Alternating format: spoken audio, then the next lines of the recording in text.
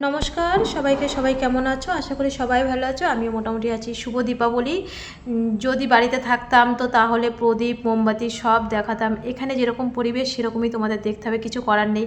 আর তোমরা এই পরিবেশটা দেখেও তোমরা কিছু শিখতে পারবে, যারা পরবর্তীতে বিএমটি করবে, আমাদের কিভাবে থাকতে হবে।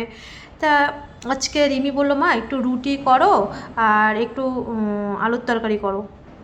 আর আজকে আমি কিন্তু সব নিরামিষ করছি, কারণ কালী পুজো তো, আর রিমির নামে অনেকেই পুজো দেবে।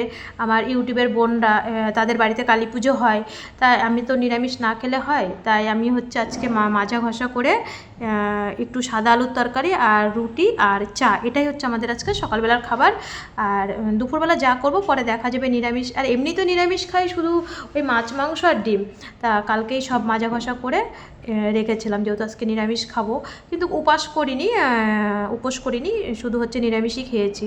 তাই সকালবেলা রুটি, আলুর তরকারি, চা।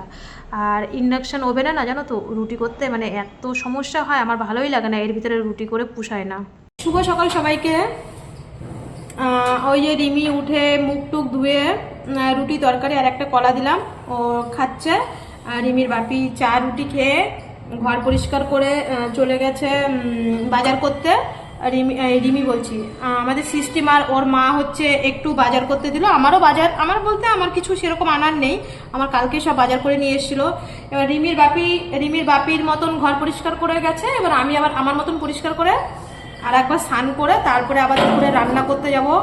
আর সবাইকে আজকে তো কালী পুজো, সবাই হোয়াটসঅ্যাপে মেসেজ করছে, সবাইকে কালী পুজোর অনেক অনেক শুভেচ্ছা। কাজ করছি আর তোমাদের সাথে কথা বলছি, কারণ এই এক্ষুনি কাজ করতে করতে আবার চলে যেতে হবে, মানে যে 2 মিনিট কথা বলবো সেই টাইমটাও পর্যন্ত পায় না, জানো। রান্না করতে আবার যেতে হবে। আর ওই একটা তো গ্যাসের উনান, ইন্ডাকশন ওভেন, তোমরা তো দেখো, ওই খুব লেট হয় ওটাতে রান্না করতে। রুটি করতে তো প্রচুর পরিমাণে লেট হয়। অনেকেই জিজ্ঞাসা করছিল যে দিদিভাই ওটা প্রেশার কুকারে, ইন্ডাকশন ওভেনে প্রেশার কুকারে কি রান্না করা যায়? হ্যাঁ, প্রেশার কুকারে রান্না করা যায়। প্রেশার কুকার অসুবিধা হয় না, প্রেশার কুকারে রান্না করা যায়। স্টিল বাসনে তার কড়াইতে তো সেরকমভাবে ভালো রান্না করাই যায় না, ভাজা টাজা ভালোভাবে সেরকমভাবে। আর খুব অল্প পরিমাণে তেল দিয়ে রান্না করতে হয় রিমির জন্যে। সর্ষের তেল দিয়ে রান্না করি। আর বাজার থেকে আসুক, দেখি আবার দুপুরবেলা কি রান্না করি। আজকে কালী পুজো, এমনি নিরামিষই করছি রান্না। নিরামিষ বলতে তো এখানে মাছ মাংস খাই না, শুধু পেঁয়াজ রসুন আর ডিম খাই। কিন্তু আজকে তো ডিমও রান্না করবো না, কালকে সব মাজা ঘষা করে রেখেছিলাম রাত্রেবেলা। আর হচ্ছে পেঁয়াজ রসুনও আজকে রান্না করছি না।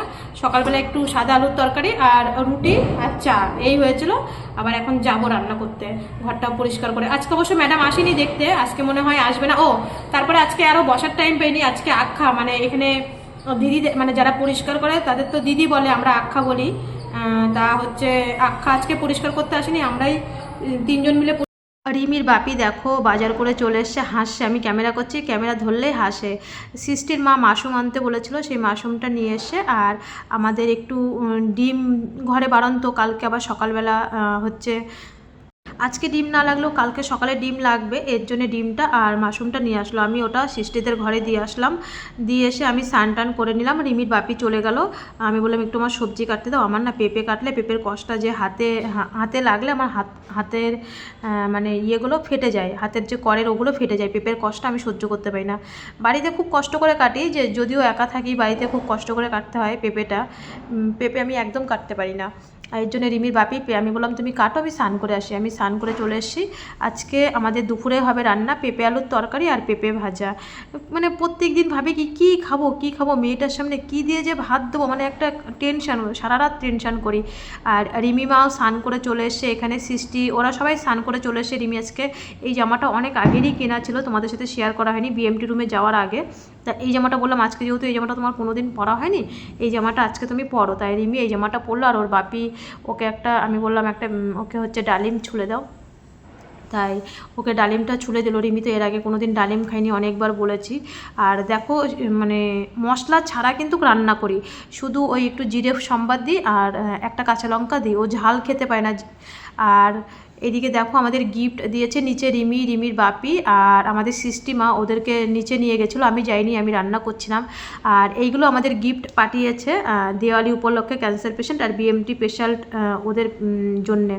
ওদের একটু ভালো দেয় বিএমটিদের, আর ক্যান্সার পেশেন্ট তো নিচে অনেক, ওদেরকে দেয়।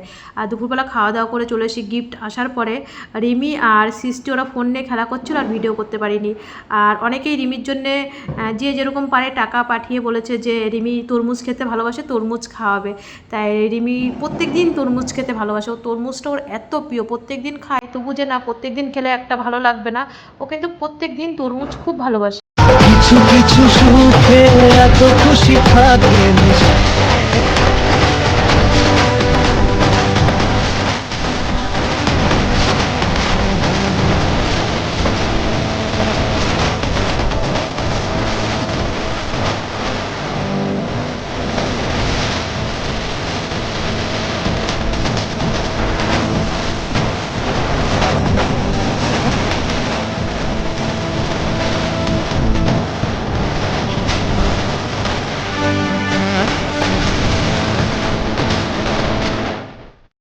কিছু কিছু সুখে এত খুশি থাকেন।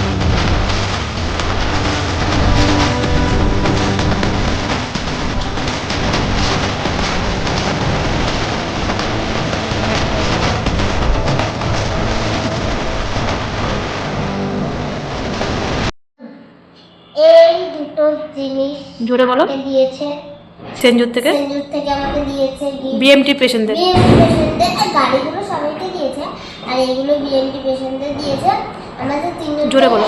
আমাদের তিনজনকে একরকম দিয়েছে, আর আজকে শুধু অন্যরকম দিয়েছে। ব্যাডমিন্টন টাইপেরই বল থাকে আর এরকম থাকে যেগুলো, ওগুলো দিয়েছে।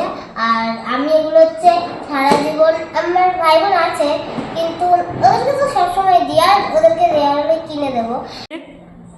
এগুলো আমার বিএমটি, এগুলো আমি সারা জীবন আমার সাথে রেখে দেবো স্মৃতি করে। এগুলো আমার বিএমটি যত কষ্ট দুঃখ সাথী হচ্ছে এইগুলো, এগুলো আমি রেখে দেবো। বড় হয়ে যখন আমরা নতুন মানে বন্ধু বান্ধবীরা কলেজে পড়বো, যখন কলেজে বা স্কুল, স্কুলে পড়ছি, কলেজে কম্পিউটারে বান্ধবীরা আছে, তো ওদের যখন ওরা যখন আমার বাড়িতে আসবে ওদেরকে দেখাবো যে বিএমটির সময় আমার কষ্টর সময়, আমার দুঃখের সময়, এই সময় কিছুটা কষ্টও পেয়েছি যেমন, তেমন কিছুটা মানে দুঃখের মানে যেমন কিছুটা কষ্ট পেয়েছি তেমন কিছুটা আনন্দের জিনিসও পেয়েছি। আমরা ভাবতেও পারিনি এত আনন্দ পাবো। আমি ভাবতেও পারিনি যে বিএমটি করতে এসে তো কালকে বললাম। আর হচ্ছে যে বিএমটির পরে রিপোর্ট যে রিকভারি, ওটা একটা আনন্দ।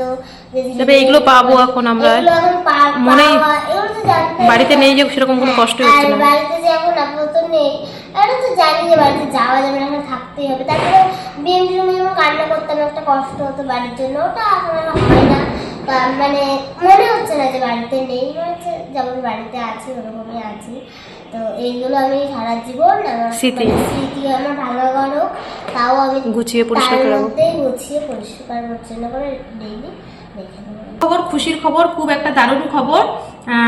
2 দিন ধরে আমি পল্লবী সেরকম আপডেট দিইনি, এত পরিমাণে কালী পুজোয় এত আজকে 3 দিন ধরে এত বাজি ফুটাচ্ছে। কালকের ভয়েসটা তো তোমরা শুনলে, বাজি ফুটাচ্ছে। আজকেও যে আমি কি করে ভয়েস দেবো সেটাই ভাবছি। এত পরিমাণে আমাদের দেশে বাজি ফোটে, কালী পুজোয় হয়, কিন্তু দেখো বাজির কি আওয়াজ হচ্ছে, মানে এমন এমন বোম ফুটছে, মানে এমন এমন বাজি ফুটছে, মানে কি ঘরে আমি তো ভাত খেতে নিয়ে দুপুরবেলা আমি তো ভয় পেয়ে গেছি। রিমিকে ঘরে ভাত দিয়ে গেছিলাম, শেয়ার করতে পারিনি, রিমি ভিডিওটা করেছিল ভালো হয়নি বলে, তাই আমি দিলাম না। এবার ভাত খেতে বসে আমি এসে বলছি, মানু তুই শব্দ পেয়েছিস, এমন একটা বাজি ফুটলো। বললো হ্যাঁ মা শব্দ পেয়েছে। যে আমার তো মানে একদম বুক কেঁপে উঠেছে। হ্যাঁ, এত বাজি ফুটছে, দেখো এখনো পিছনে আওয়াজ হচ্ছে। আর ছাদের থেকে জামা কাপড় নিয়ে আসলাম। পল্লবের খুব খুশির একটা খবর দিচ্ছি তোমাদেরকে। পল্লবের বাবা, রিমির বাপি সকাল 8টার সময় ফোন করেছিল। আমি রান্না করতে করতে রিমির বাপিকে চা দিতে এসেছিলাম, তখন থেকে এসে ফোনে কথা বলছে। তা কি বলছে আমি তোমাদের অবশ্যই বলছি। তারপরে দুপুরবেলা আবার দুপুরবেলা আমি রান্না করছি, পল্লবের বাবা ফোন করেছে, দাদাভাই ফোন করেছে। রিমি বলছে বাপি তোমার ফোন এসছে, ভাইয়ের বাবা, ও বলছে ভাইয়ের বাবা ফোন করেছে, জেঠু বলেনি, বলছে ভাইয়ের বাবা ফোন করেছে। তা রিমি সেই সময় স্নান করছিল আর আমি হচ্ছে রান্না করছিলাম। তা আমি আবার দৌড়ে এসে যে কি খবর বললো খবর ভালো। আর এখন পল্লবের বাবা এসেছিল, আমাদের এই সেঞ্জুরে আমি বলেছিলাম এখানে অ্যাপ্লাই করতে। এখানে তো গরিবদের ঘর দেয়, মনে করো অনেকেই চাকরিওয়ালা আছে তাদেরকে দেয় না, এখানে শুধু গরিবদের দেয়। কারণ ইনকাম ট্যাক্সটা তো আমাদের এখানে দিতে হয়, মানে 7,000 থেকে 9,000 টাকার মধ্যে ইনকাম ট্যাক্সটা যারা মজুরি, মানে উনিও তো মাঠে কাজ করে আর রিমির বাবা হচ্ছে রাজমিস্ত্রির কাজ করে। যারা আমরা গরিব, খুব খুব গরিব, যাদের 7,000 টাকা থেকে 9,000 টাকা ইনকাম আসে ইনকাম ট্যাক্সে, মানে ইনকাম সার্টিফিকেটের মধ্যে, তাদেরকে এই সেঞ্জুর থেকে ঘর দেয়। এটা নিয়ে খুব তাড়াতাড়ি ভিডিও আসবে, কত ভাড়া নিচ্ছে, কত কি নিচ্ছে না নিচ্ছে, খুব তাড়াতাড়ি ভিডিও আসবে। তা একটু আগে বলতে কি এই 3:30, আমি তখন ছাদের থেকে আসলাম জামা কাপড় তুলে, এখন তো সন্ধে লেগে গেল, এখনো সন্ধে লাগেনি। রিমির বাপি গেছে, এই যে এইটা পিয়ানোটা যে বাজানোর দিয়েছে এটা ব্যাটারি আনতে গেছে। তা পল্লবের বাবা সকালবেলা ফোন করে বলল যে পল্লব তাকাচ্ছে, মানে ও আর কি, এমনিতে ছোট 2 বছর 4 মাস, ও আর মানুষ কি চিনবে। তা বললো ওর মাকে আর কি একটু চিনতে পারছে না। দেখো রিমিও কিন্তু আমি তোমাদেরকে বারবার একটা কথা বলছি, রিমিও কিন্তু বিএমটি রুমে 31 দিন ছিল, সেখানে পল্লবকে 10 দিন বেশি রাখবে, 10 দিন বেশি রাখবে পল্লবকে, রাখুক 10 দিনের জায়গায় 15 দিন বেশি রাখুক। আমি সবসময় একটা কথা বলছি, 10 দিনের জায়গায় 15 দিন বেশি রাখুক, তাতে আমাদের কোনো ব্যাপার নেই, যাতে মায়ের সন্তান মায়ের কোলে ফিরে আসে। আর মানে ডাক্তার আজকে বলেছে ওর সাথে খুব পরিমাণে কথা বলতে হবে। ওর মা তো দেখেছো একটু কম কথা বলে, আমি একটু ঘন কথা বলি, আমাকে কমেন্টেও বলেছে, আমার বাড়িতেও এই নিয়ে সবাই হাসাহাসি করে, আমি খুব স্পিরিটে কথা বলি। এমনকি বিএমটি রুমে খুব মজা হতো। আমার তো 9 নম্বর ঘর ছিল, আমার ঘরের পাশেই অফিস ঘর ছিল। সিস্টাররা এসে বলতো যে তোমার মা কি তাড়াতাড়ি কথা বলে, মানে আমি যখন ফোনে কথা বলতাম ওরা বুঝতো না আমি কি কথা বলতাম কারোর সাথে, যখন ফোনে কথা বলি আমি এত স্পিরিটে কথা বলি। এই নিয়ে ওর বাপি, রিমি, আমার বাবা মাও আমাকে সবসময় বকা দেয় যে তুই এত ঘন কথা বলিস আর তুই এত স্পিরিটে কথা বলিস, আমাকে সবাই বকা দেয়। তাই ডাক্তার বলেছে আজকে পল্লবকে মানে খুব ঘন কথা বলতে হবে ওর সাথে, মানে ওকে হাসাতে হবে, মানে ওকে কি আমাদের মধ্যে আবার ফিরিয়ে আনতে হবে, ওকে হাসাতে হবে, ওর সাথে ঘন কথা বলতে হবে। আর পল্লব খুব ভালো আছে, পল্লব আজকে তাকিয়েছে, ওর মা ওর পাশে গেছে, তোমরাও খুশি হবে শুনে। আমিও বলছি আমার গাটা কেমন মানে শিরশির করে উঠছে। তা হচ্ছে ওর বাবা এসেছিল এখানে ঘরের জন্য। দেখো আমি যেমন বলেছি থ্যালাসেমিয়া বাচ্চাদের পাশে আমি থাকবো, সত্যিই আমি থাকবো। যেমন দেখো পল্লবরা, আমি ওদের ফার্স্ট থেকে লাস্ট অব্দি ছিলাম, তারপরে ওদের এই ঘরের কথা আমিই বলেছি যে অ্যাপ্লাই করো, ওরা অ্যাপ্লাই করেছিল আমার কথা শুনে। আজকে যখন ওরা এসছে, মানে ওরা এসে বলতে পল্লবের বাবা এসে, ওদের খুব তাড়াতাড়ি ছুটি হয়ে যাবে, তাহলে তার আগে তো এখানে আমাদের আধার কার্ড, মানে আমাদের যা ডকুমেন্টস আছে সেগুলো দিতে হয়। তারপরে ওরা এখান থেকে আমাদের যেটা নিয়ম সেটা বলবে, তারপরে কত কি বৃত্তান্ত না বৃত্তান্ত সব বলবে, সেটা আমি খুব তাড়াতাড়ি ভিডিও আনবো, সেটা কারা কারা পাবে সেটাও খুব জানাবো। তা পল্লবের বাবা এসেছিল তখন 4টে বাজে, রিমির বাপি তখন বাজারে গেছে। তারপরে রিমির বাপি আবার নিচে গেল, কি করতে হয় না করতে, কোথায় সইপত্র করতে হয় না করতে, যেহেতু আমাদের করা হয়ে গেছে আমরা জানি, আর জানি বলে আজকে লোককে আমি জানাতে পারছি। আর আমি সবসময় তোমাদেরকে স্বচ্ছ ধারণা দেবো, কোনোদিন আমি ভুল ধারণা দেবো না, কারণ উপরে উনি একজন আছে। আর বলেছে যে যদি রুম খালি থাকে বলতে কি বলতো, 2 জন উপরে এসে তাদের বিএমটি প্রসেসিং চলছে, হয়তো তাদের আগের থেকেই কেন রুম দিয়েছে বুঝলাম না, আগের থেকে তো রুম দেয় না, বিএমটি হয়ে যাওয়ার পরে রুম দেয় এরা। তা হচ্ছে বললো যে যদি রুম খালি থাকে অবশ্যই পাবে, আগে ছুটি হোক, এই কথা বললো। আর পল্লব ভালো আছে, খুব তাড়াতাড়ি পল্লব ছুটি হয়ে যাবে। আর পল্লবকে দেখতে যাওয়া নিয়ে অনেকে আমাকে খারাপ কমেন্ট করেছিল, সেটা অবশ্যই পরে আসবে। আর সবাই আজকে কালী পুজোর দিন এত একটা ভালো খবর, আমার ঘুম থেকে উঠেই যে 8টার সময় আসবে আমিও ভাবতে পারিনি। তা তোমরা এইটুক কামনা করো, আজকে কালী পুজোর দিন মা আমাদের সবার কথা শুনেছে, সবার আশীর্বাদ শুনেছে। আর একটু সবাই পল্লবের জন্য প্রার্থনা করো, যাতে আমি রিমিকে এক পাশে কোলে নিয়ে, পল্লবকে আর এক পাশে কোলে নিয়ে আমি যেন তোমাদের আবার ভিডিও করতে পারি। দেখো আমি তো পল্লবকে দেখতে যেতে পারছি না, রিমির বাবা কালকে সকালবেলা যাবে, আজকে যেতে পারেনি, কারণ এখানে আজকে পয় পরিষ্কারটা আমাদেরই করতে হয়েছে, আজকে আখা আসেনি, তোমাদের তো সকালের ভিডিওতে বললাম। খুব তাড়াতাড়ি পল্লব আমাদের এখানে আসছে।